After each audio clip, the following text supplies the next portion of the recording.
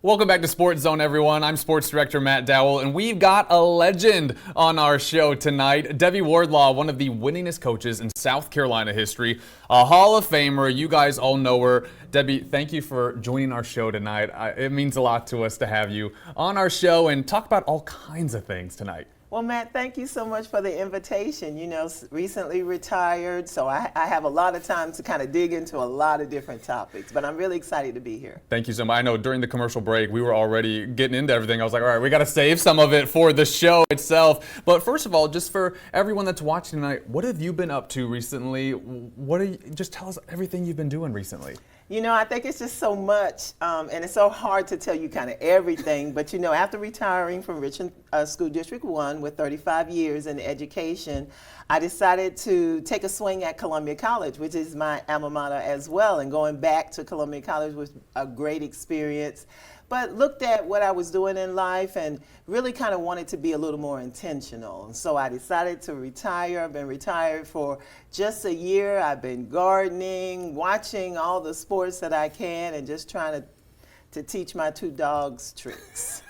A little more stress-free than the coaching days, the administration days. Oh, definitely. Well, so much has been happening in the past couple months, even this week, that I really want to get your opinion on. We're going to talk women's basketball in a minute, but first I wanted to ask you about a big decision that happened from the South Carolina High School League this week, and that is that they voted to split the 5A classification into two divisions. It's one of those votes, one of those conversations that has a lot of opinions from the community. What is yours? Yeah, well, you know, there hadn't been too much opinion to come out from the high school league, but my opinion is, as South Carolina, the state of South Carolina grows, so does the institution of sports, and those high schools get bigger and bigger. You have those schools, Malden High School, Dorman High School, that have almost 4,000 kids in it, and they get this selection to play against a smaller 5A school. You could make another 6A, but you know, go ahead and split the division and see. I know the high school league honestly goes for fairness, opportunities for those schools to actually get a part of a championship. And I kind of think it's a great idea, but we'll see the opinions as they come out for the commissioner, and it'll be interesting to hear what he says. Yeah, that starts in the fall, and of course that's going to be a big topic of conversation as we go into the next school year. Well, of course we want to talk about women's basketball. It's been an eventful past couple of months, especially with South Carolina women's basketball. But Debbie, when you look at not only what the Gamecocks have done, but all these other programs that are just skyrocketing in popularity, the ratings are through the roof. What has it been like for you to watch the growth of the game at the college level and now at every level, really? You know, it's a great conversation. You sit back and you listen. You have social media getting involved. You know, you have those guys, those bar stool podcasts that you kind of listen to.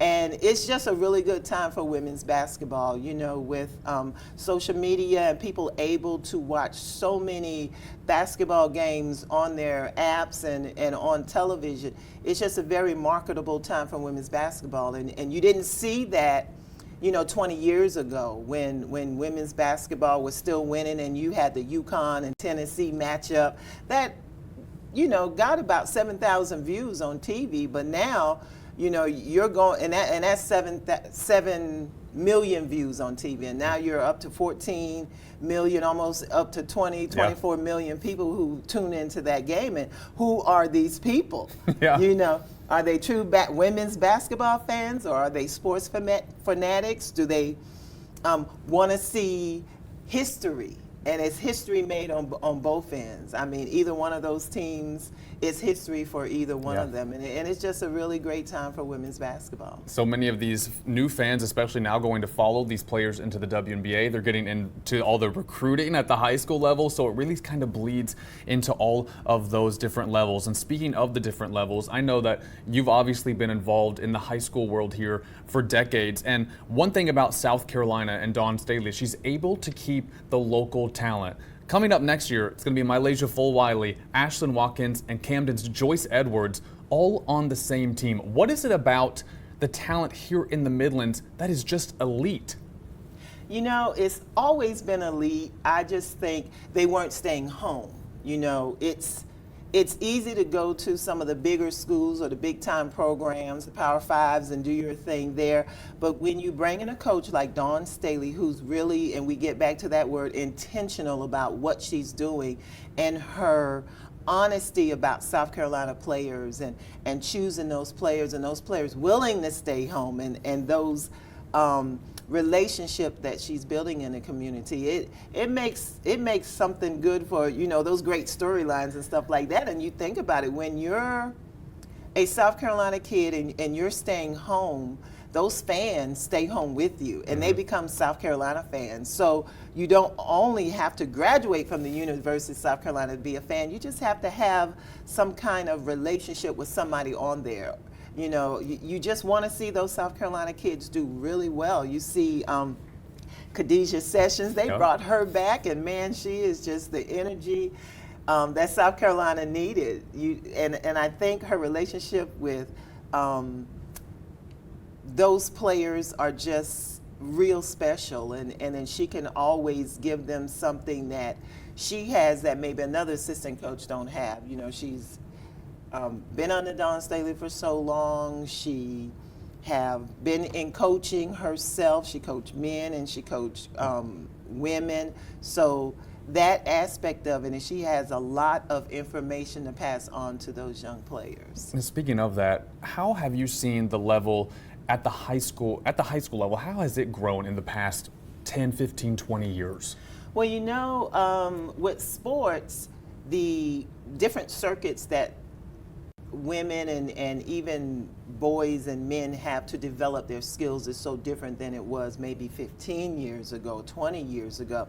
There's so many places where you can refine your skills, where you can develop your skills, and even on a national level, who would have thought these kids from South Carolina could play in amateur basketball and play against the kids from New Jersey, or play against kids from Michigan and those top-rated players, and come together and just have awesome basketball games. So those refinement of skills and those opportunities to play are really important. And I do believe that they're giving more of those opportunities now than they have been years and years ago. You know, the opportunities are limitless at this point. We spoke about Dawn Staley, now a 3-time national champion as a coach. It just feels like her status continues to grow with every season. What do you think her impact has been on the game? You know, Dawn Staley she knows what she's doing. She is great. She's really great at what she's doing. Her impact, golly, she has this legacy, and building this legacy for women's college basketball here in South Carolina, here in the nation, and actually globally, where people know who she is and what she's building in South Carolina.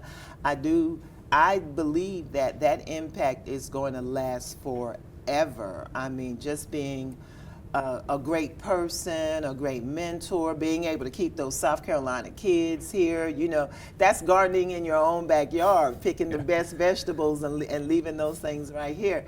So she's done a really great job, and you know, I mean, her impact, when you talk about Dawn Staley, I really believe when people talk about Dawn Staley, because I've seen the grandmas, the uncles, the cousins, and the little kids talk about her. It's like talking about family. You know, you feel like you're a proud sister or a proud auntie, and you know, there's some people in our community who talk of her as, you know, like a proud grandma moment. So that kind of relationship you build with someone that you may have never met before, that's impactful. Before I let you go, during the commercial break, we were talking about their 38-0 undefeated season. It's such an exclusive list of undefeated teams. But you were very impressed with the South Carolina team, and you think there's an argument that they could be considered the greatest ever.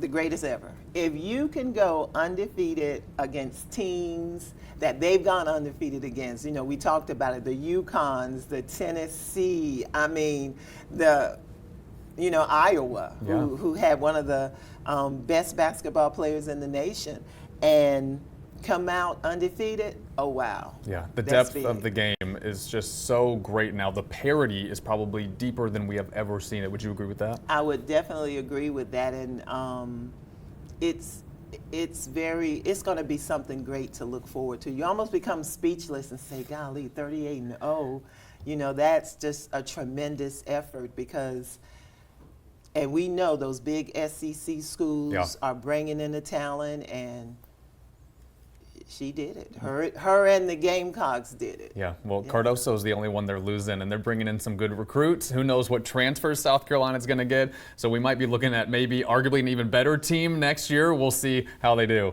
Yeah, let's just put a stamp on that and say, yeah, it's going to be something. We're going to enjoy the summer, though, first, before the next season. Debbie, we thank you so much for coming on Sports Zone. It's so great to have you, and hopefully this is not the last time you're on our show. Well, thank you, Matt, for inviting me. I feel a pleasure of being here and talking women's basketball and basketball in the state of South Carolina. To stay up to date with this story and more, subscribe to our Watch Fox YouTube page. Be sure to like, comment, subscribe, and click the notification bell so you never miss an update.